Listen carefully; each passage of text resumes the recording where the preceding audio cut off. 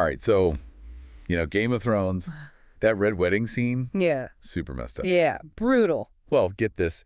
That whole thing, like Robb Stark's very bloody ending, was actually inspired by a real historical event. Oh, really? Yeah, it was called the Black Dinner, happened back in 1440 in Scotland. Oh, wow. Okay. I did not know that. Yeah, it's like one of those things that makes you realize truth is sometimes stranger than fiction or whatever. Right.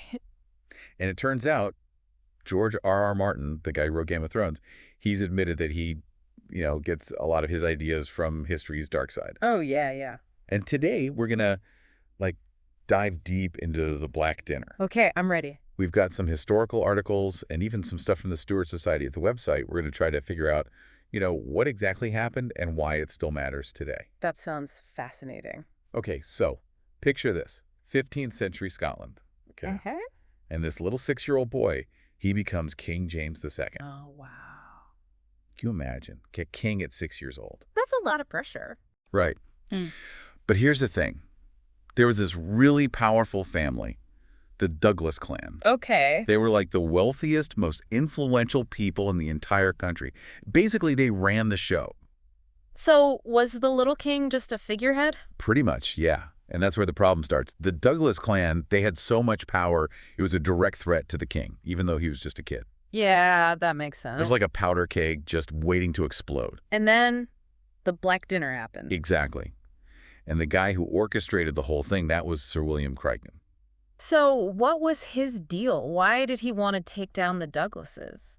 Well, power struggles, ambition, probably some personal beefs too. We'll get into that. Okay, so tell me, what happened at this Black Dinner? All right, so Crichton, he invites the young Earl of Douglas, William Douglas, he was like 16 at the time, Okay. and his younger brother too. He invites them to dine with the king at Edinburgh Castle. So, it was like a trap. Yeah, pretty much. I mean, it starts out like a normal dinner party, right?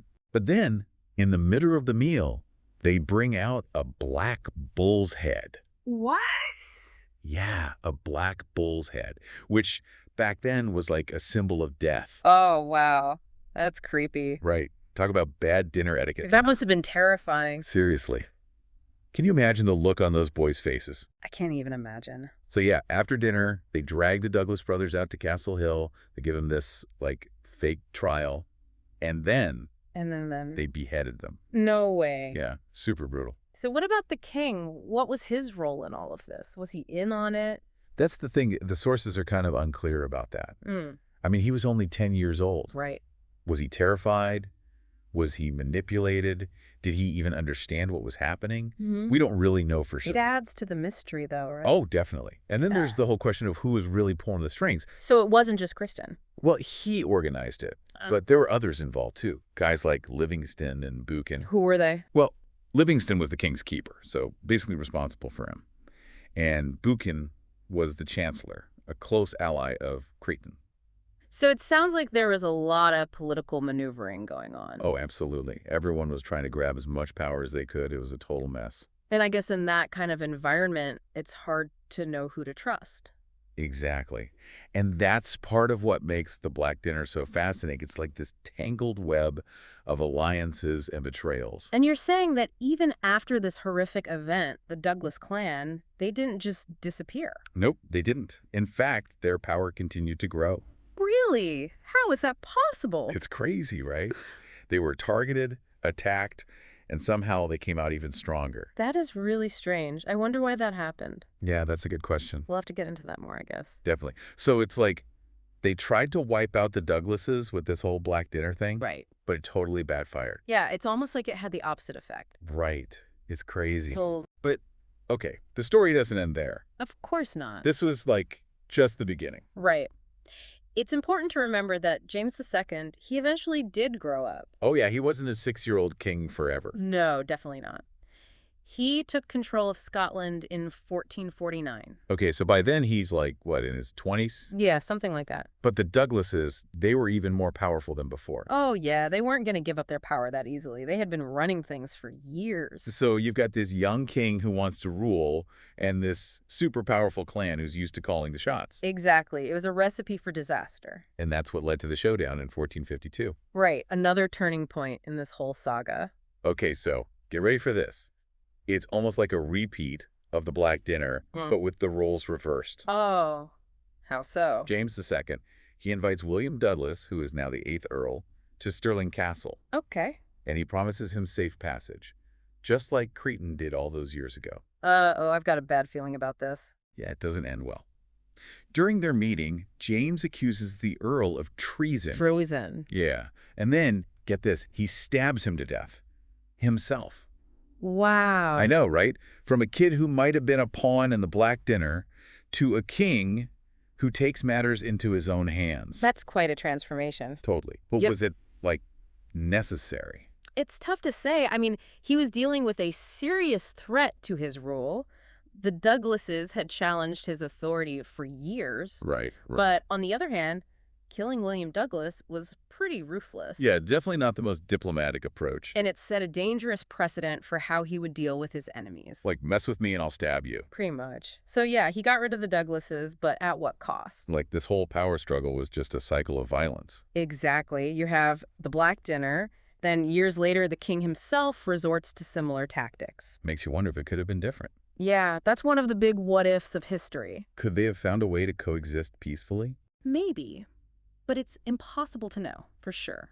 What we can learn from this, though, is how easily power can corrupt. Right, and how quickly things can escalate. Like a cautionary tale, right? Definitely.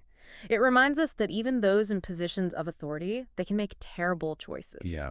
They're not immune to, greed and ambition and all that. Not at all. So even though the Black Dinner happened centuries ago, it still has relevance today. Absolutely.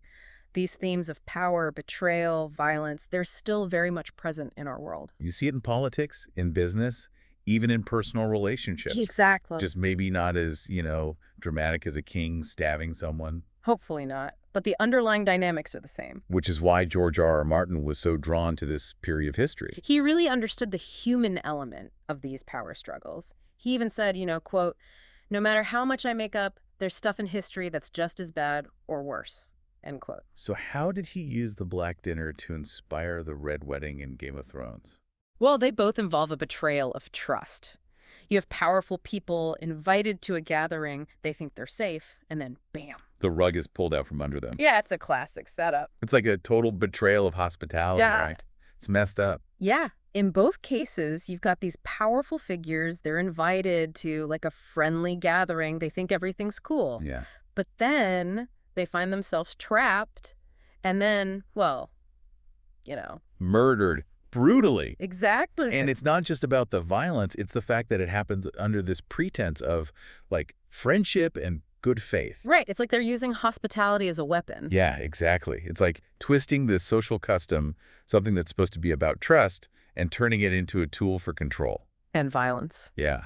And that makes it even more disturbing, Yeah. right? Because it undermines our basic expectations of how people should behave. Totally. It's a violation of those fundamental social norms. And I think that's part of why these stories, they continue to fascinate us. It's like they tap into this primal fear we all have. The fear of betrayal. Exactly. The fear of being betrayed by the people we think we can trust. It's scary stuff. It is. Makes you think twice about, like, accepting dinner invitations from your rivals. Right. But, okay, on a more serious note, it does make you wonder, could something like the Black Dinner still happen today? That's a good question. I mean, we like to think that we've evolved beyond that kind of brutality, right? Yeah, we have laws, courts, the UN, all that. Right. But history has a way of repeating itself, even if it's not always in the same way. So we shouldn't be too complacent. Exactly. I think the Black Dinner serves as a reminder that the desire for power, it's timeless. Yeah, it can corrupt anyone. And people will do some pretty messed up things to get it and to keep it. And to keep it. Mm. That's a good point. So even though we may not have black bullheads as a warning sign anymore, Right. there are still power plays happening all the time behind the scenes. Oh, absolutely. It's like a constant game of chess. Yeah, and the stakes can be pretty high.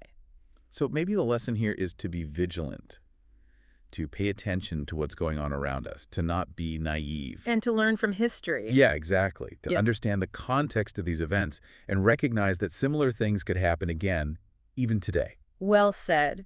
History isn't just about dates and names. It's about understanding human behavior. And the patterns that repeat themselves. Right. It's like that famous quote, those who cannot remember the past are condemned to repeat it. Exactly. We have to learn from these stories, even the dark ones. Absolutely. We want to avoid making the same mistakes. And for anyone who's interested in, like, digging even deeper into this whole theme of betrayal and violence in Yeah. Scottish history, Yeah. you should check out The Massacre of Glencoe. It's another fascinating and tragic event. And it's one that also inspired George R. R. Martin. Yeah, when he was writing Game of Thrones. So it's definitely worth checking out. All right. Well, I think that about wraps it up for our deep dive into the Black Dinner. Hopefully it's been insightful, even if it was a little, disturbing. But history is full of these kinds of stories, and I think it's important to learn from them. Thanks for listening. Thanks for having me.